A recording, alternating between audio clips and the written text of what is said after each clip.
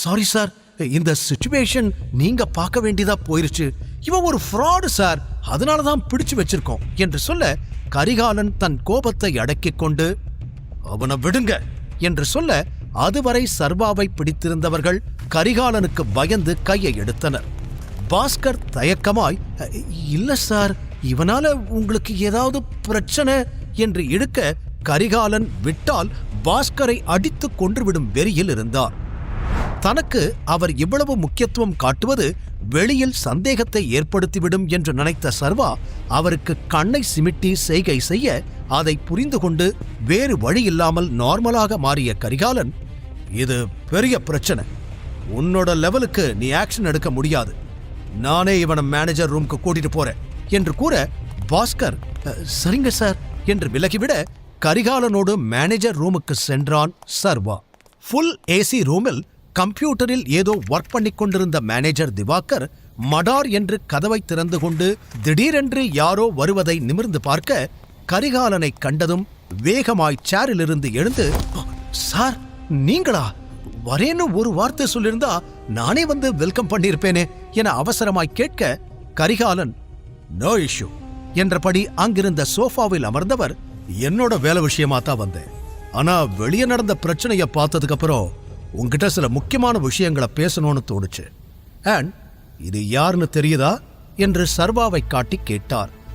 அவனை மேலும் கீழும் பார்த்த மேனேஜரின் கண்கள் அவனுடைய கையில் இருந்த புலி முத்திரை மோதிரத்தில் பதிய அடுத்த நிமிடம் ஆடிப்போய்விட்டார். கடவுளே, இது நம்மளோட டைகர் தானா? டைகர் திரும்பி வந்துட்டாரா என்றவர் பதற, யார் இவரு என்றான் சர்வா புரியாமல். டைகர், இவரும் நம்ம டீம்ல ஒரு ஆள்தான், அக்கவுண்ட் சம்பந்தப்பட்ட விஷயத்தையெல்லாம் இவர்தான் பாத்துக்கிறாரு என்று கரிகாலன் மேனேஜரை சர்வாவுக்கு அறிமுகப்படுத்தி வைக்க அவனுக்கு மேலும் தலை சுற்றி போனது. ஒரு நேஷனல் பேங்கின் மேனேஜர் தனக்கு கீழே இருப்பது அவனுக்கே புதுமையாக இருக்க மேனேஜரோ அவன் காலிலே விழுந்து விட்டார். டைகர், இவ்வளவு நாள் எங்க போனீங்க? நாங்க உங்களை தேடி அலையாத இடம் இல்ல. இப்ப உங்களை பார்த்ததும் எல்லாம் மாறும்னு எனக்கு நம்பிக்கை வந்துருச்சு. உங்களுக்கு என்ன வேணாலும் சொல்லுங்க, நான் பண்ணி கொடுக்கிறேன். சொல்லுங்க டைகர், சொல்லுங்க என்றவர் பதற சர்வா அவசரமாய், முதல்ல எந்திரிங்க, கால்ல எல்லாம் விழுந்துட்டு இருக்காதீங்க என்று சொல்ல மேனேஜரோ கண்கள் கலங்கி போய், உங்களை பார்த்த சந்தோஷத்துல என்ன பண்றதுனே தெரியல டைகர். உங்க அப்பா ராஜன் மட்டும் அன்னைக்கு ஹெல்ப் பண்ணலேனா நான் இப்போ உயிரோடவே இருந்திருக்க மாட்டேன். நீங்க வந்துட்டீங்க இல்ல, இங்க இனிமே நம்மளோட பிரச்சனையெல்லாம் முடிஞ்ச மாதிரிதான் என்று சொல்ல அதற்கு கரிகாலன், போதும் போதும், இத பத்தி அப்புறம் பேசலாம். முதல்ல உனக்கு கீழே வேலை பார்க்கறவங்களுக்கு யார்கிட்ட எப்படி நடந்துக்கணும்னு கத்துக்கொடு. நான் இன்வால்வ் ஆகி கத்துக் கொடுக்க ஆரம்பிச்சா எவனும் உயிரோட மிஞ்ச முடியாது என்று மிரட்டலாக சொல்ல மேனேஜர் என்னவோ நடந்திருக்கிறது என்று புரிந்து கொண்ட நிமிடம் கரிகாலன் வெளியில் நடந்த கூத்தை சொல்ல மேனேஜர் கொதித்து விட்டார். ஒரு பக்கம் சர்வா தன் வாழ்வின் புதிய பக்கங்களை பார்த்து கொண்டிருக்க, இன்னொரு புறம் பல வருடங்களாக சர்வாவை தேடிக்கொண்டிருந்த ஒருவனுக்கு அவனை பற்றிய தகவல் வந்து சேர்ந்தது. பருமனான உடல், கண்ணில் கருப்பு கண்ணாடி, கழுத்தில் பட்டையான தங்க சங்கிலி, தோள்பட்டையில் பெரிய கழுகு டாட்டூ என 50 வயதில் முரட்டுத்தனமாக இருந்த அந்த நபர் நீச்சல் குளத்தில் சிகார் புகைத்தபடி ஓய்வெடுத்துக் கொண்டிருக்க, அருகில் பிகினி உடையில் இருக்கும் ஒரு பெண் அவனுக்காக ஒரு கிளாஸில் வைன் ஊற்றிக் கொண்டிருந்தாள். அப்போது அங்கு வந்த அவனது செக்ரட்டரி, சார், எனக்கு இப்பதான் நியூஸ் கிடைச்சது, டைகர் திரும்பி வந்துட்டானா என்று கூற அந்த மனிதன் அதிர்ந்து திரும்பி பார்த்தான். நிஜமாவா? இன்ஃபர்மேஷன் கரெக்டான ஒரு வாட்டி இன்னும் நல்லா செக் பண்ணிக்கோ என்று சொன்னான். எஸ் சார், 100% ஷுர், டைகர் தான் அது. நம்ம ஸ்பை கிட்ட இருந்து தான் இன்ஃபர்மேஷன் வந்திருக்கு. ஆனா இன்னும் டைகரோட ஐடென்டிட்டியை அவங்க ரிவீல் பண்ணல. சரி, அந்த புலிக்குட்டி இப்பதானே வந்திருக்கு, உடனே எதுவும் பண்ண வேண்டாம். Let him play. அவனே நிச்சயம் நம்மளை தேடி வருவான். ஆனா அதுக்கு முன்னாடி அவன் எப்படி இருப்பான், இப்ப என்ன பண்ணிக்கிட்டு இருக்கான், அவனோட யார் யாரெல்லாம் பழகிறாங்கன்னு எல்லா டீடைல்ஸையும் கலெக்ட் பண்ணு. இந்நேரம் டைகரை சுத்தி ஒரு பெரிய நெட்வொர்க்கே ஃபார்ம் ஆகி இருக்கும். அதனால நிறுத்தி நிதானமா பிசுறு இல்லாம செஞ்சு முடிக்கணும் என்று அந்த மனிதன் திட்டவட்டமாக சொல்ல சரி என்று தலையாட்டிவிட்டு அங்கிருந்து நகர்ந்தான் செக்ரட்டரி. அப்போது அந்த மனிதன் அருகில் வந்த பெண், என்னாச்சு, ரொம்ப டென்ஷனா இருக்கீங்க போல என்று அவன் தலையில் கை வைக்க, டென்ஷனா, இப்பதான் ரொம்ப சந்தோஷமாயிருக்கேன் என்று விஷமமான சிரிப்போடு கூறினான். ஏதோ டைகர்னு பேசிக்கிட்டு இருந்தீங்க, நீங்க வேட்டைக்கெல்லாம் போவீங்களா, இந்த முறை புலிய வேட்டையாட போறீங்களா என்று புரியாமல் கேட்டு வைத்தாள் அவள். அதை கேட்டு சிரித்த அந்த மனிதன், ஆமா, புலிய வேட்டையாடத்தான் போறேன். நீ மறுபடியும் இங்க வந்திருக்க கூடாது டைகர் என்றவன் சிகாரை இழுத்து வானத்தை பார்த்து புகை விட்டபடி சத்தமாக சிரிக்க ஆரம்பித்தான். பாஸ்கர் சர்வாவிடம் நடந்து கொண்டதைக் கேட்டு மேனேஜர் அதிர்ந்து போனார். என்ன வேலை பண்ணி வச்சிருக்கா இவன் என்று மானசீகமாக தலையில் அடித்துக் கொண்டவர், உடனே கேபினுக்கு வா என்று பாஸ்கரை வரச் சொல்லி உத்தரவிட்டார். எதுக்கு உள்ள கூப்பிடுறாரு என்று யோசித்துக் கொண்டே உள்ளே சென்ற பாஸ்கர், ஏன் சார் வர சொன்னீங்க, எனி ப்ராப்ளம் என்று சாதாரணமாக கேட்டு முடிப்பதற்கு முன் அவன் சட்டையை பிடித்த மேனேஜர், ப்ராப்ளமா, நீ பண்ணதுதான்டா ப்ராப்ளம், யார கேட்டு அவரோட செக்க கிழிச்ச, உனக்கு ஏதாவது அறிவு இருக்கா என்று கத்த ஆரம்பித்தார். அதில் அரண்டு போன பாஸ்கர், ஐயோ சார், நீங்க தான் அவனை தப்பா புரிஞ்சுக்கிட்டு இருக்கீங்க, அவன் ஒரு சாதாரண டெலிவரி பாய், அவனை எனக்கு நல்லா தெரியும், என்கிட்டயே ஃபேக் செக் கொடுத்து ஏமாத்த பாக்குறான், அதான் கிழிச்சு போட்டேன் என்று கடகடவென சொல்லி முடித்தான். சர்வா கைகளை கட்டிக்கொண்டு அவனை பார்த்து சிரித்தான். பண்றதையெல்லாம் பண்ணிட்டு போய் வேற சொல்றியா, அந்த செக் யார் கொடுத்தான்னு தெரியுமா, இந்த ஊர்லயே மிகப்பெரிய பிசினஸ் மேன் விக்ரமன், அவர் கொடுத்து விட்ட செக்கதான் இப்படி அறிவுகடத்தனமா கிழிச்சு போட்டிருக்க என்று அதீத கோபத்தில் மேனேஜர் கத்த பாஸ்கருக்கு இதய துடிப்பே நின்று விட்டது. என்ன சொல்றீங்க சார் என்று நம்ப முடியாமல் கேட்டான் பாஸ்கர். நீ ரொம்ப ஈஸியா அவரோட செக்க கிழிச்சு போட்ட இல்ல, நீ இப்படி பண்ண விஷயம் மட்டும் அவருக்கு தெரிஞ்சது உன்னையும் நார் நாரா கிழிச்சு தொங்க விட்டுருவாரு என்று மேனேஜர் சொல்ல பயத்தில் எச்சில் விழுங்கினான் பாஸ்கர். சார், சாரி சார், நான் தெரியாம பண்ணிட்டேன், எப்படியாவது என்னை இதுல இருந்து காப்பாத்துங்க சார், எனக்கு பயமா இருக்கு என்று பாஸ்கர் மேனேஜரிடம் கெஞ்ச, ரொம்ப கஷ்டம், முதல்ல போய் நீ கிழிச்சு போட்ட செக்கை எடுத்துட்டு வா, அத டேப் போட்டு ஒட்டு என்று மேனேஜர் கூற, அது எப்படி சார் பாசிபிள் என தலையை சொரிந்தான் பாஸ்கர்.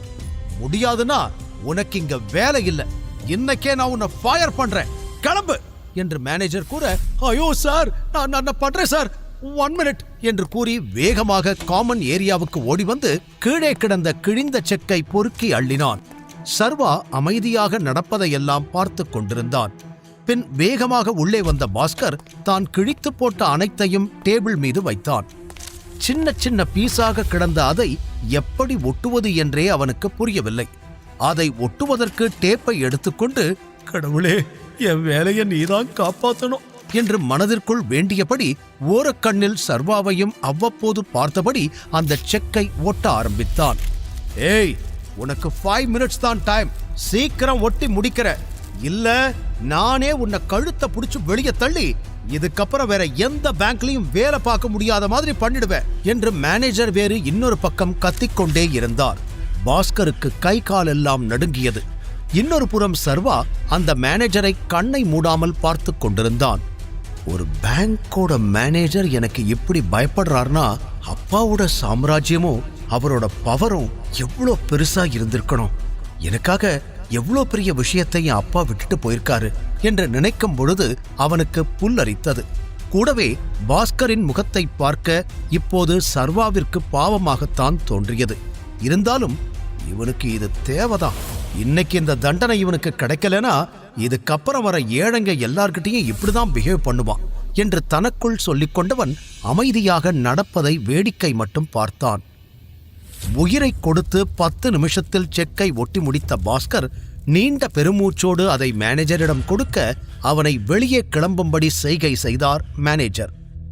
பாஸ்கர் சர்வாவை வெறுப்புடன் பார்த்துவிட்டு வெளியே சென்றதும் மேனேஜர் கதவை அடைத்துவிட்டு சர்வாவிடம், டைகர் சொல்லுங்க, நம்மளோட அடுத்த மூவ் என்ன என்று விசாரிக்க சர்வா பதில் சொல்லும் முன் கரிகாலன், இப்பதான் டைகர் திரும்பி வந்திருக்காரு, ஆனா சூர்யா திரும்பி வர வரைக்கும் நாம எந்த மூவியும் பண்ண போறது கிடையாது என்று சொன்னார்.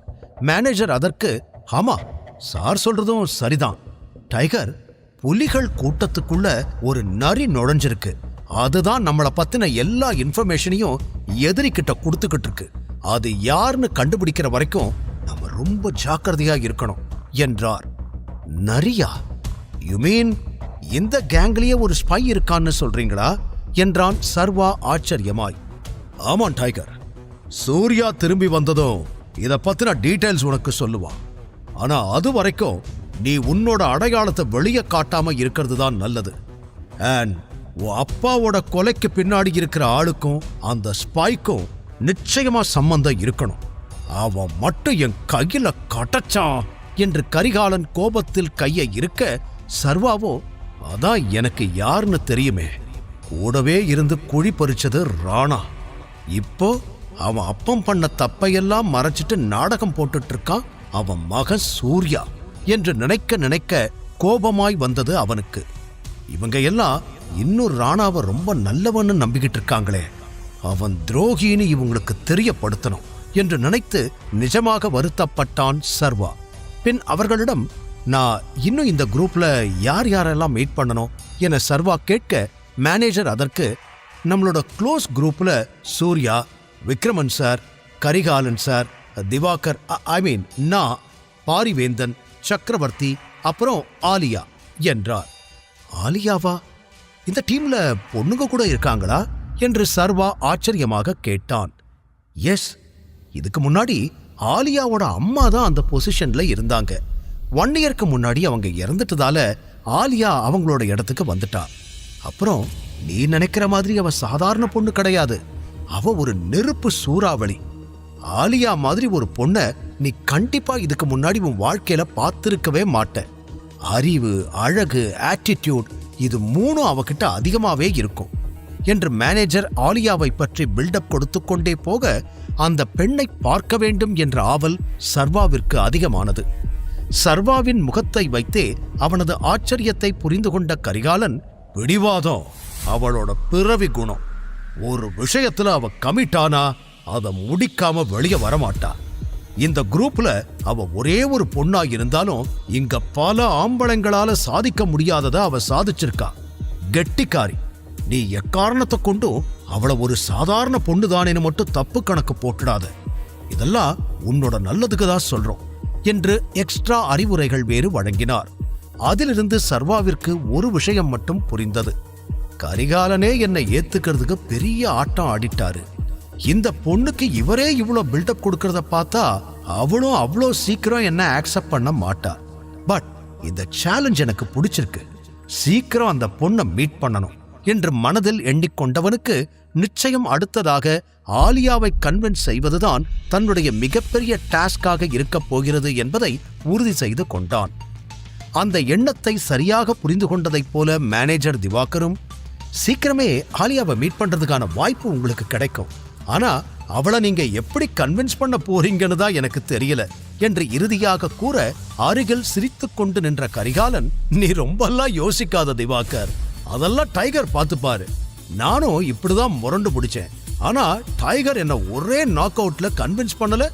அதே மாதிரி டைகரோட உண்மையான பவரை பார்த்ததுக்கு அப்புறம் கண்டிப்பா அவளும் புரிஞ்சுக்குவா என்று கரிகாலன் கூற, மேனேஜர் அவரை ஆச்சரியமாக பார்த்தார். டைகர் கூட ரிங்ல சண்டை போட்டீங்களா சார் என்று கேட்க, அவருக்கு கரிகாலன் சர்வாவை எதிர்த்திருப்பார் என்று யோசிக்கும் பொழுதே பேரதிர்ச்சியாக இருந்தது.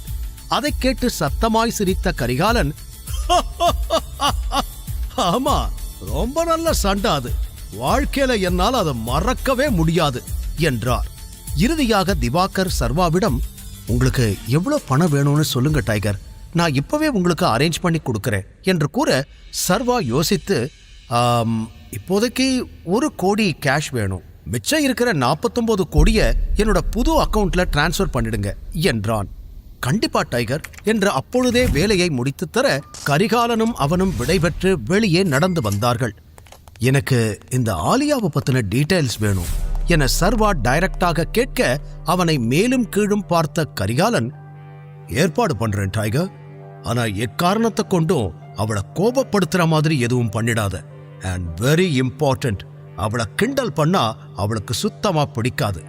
யார் என்னன்னு பார்க்காம அந்த இடத்திலேயே போட்டு தள்ளிடுவா என்று சொல்ல ஆலியாவின் கேரக்டர் மேலும் மேலும் இன்ட்ரெஸ்டாக மாறிக்கொண்டே போவதை பார்த்து சீக்கிரமே அவளை மீட் பண்றேன் என்று சர்வா கூறினான். கரிகாலன் ஒப்புக்கொண்டு, அப்புறம் உனக்கு ஒரு கார் ரெடி பண்ணணும். நான் என்னோட மேனேஜர் கிட்ட இன்ஃபார்ம் பண்றேன். இப்பவே குளோபல் மோட்டார்ஸ்க்கு போ. அங்க உனக்கு ஒரு புது கார் வெயிட் பண்ணிக்கிட்டு இருக்கும். இப்போதைக்கு நான் பணத்தை செட்டில் பண்ணிடுறேன். ஆனா நீ பழையபடி பொசிஷனுக்கு வந்ததும் அதை எனக்கு டபுள் மடங்கா கொடுத்துடணும் என்று சொல்ல சர்வா சிரித்து விட்டான். பின் அவன் தனியாக கிளம்பி குளோபல் மோட்டார்ஸுக்கு வர அவசரத்தில் அவர் எந்த காரை புக் பண்ணி இருக்கிறார் என்று கேட்க மறந்து விட்டான். ஆனால் அவன் ஷோரூம் உள்ளே சென்றபொழுது மேனேஜர் அவனுக்காக வெயிட் பண்ணி கொண்டிருப்பது தெரிய சர்வாவிடம் வேகமாய் வந்தவர், முழு கதையையும் கேட்டு மகிழ பாக்கெட் FM ஆப்பை டவுன்லோட் செய்யுங்கள். லிங்க் டிஸ்கிரிப்ஷனில் கொடுக்கப்பட்டுள்ளது.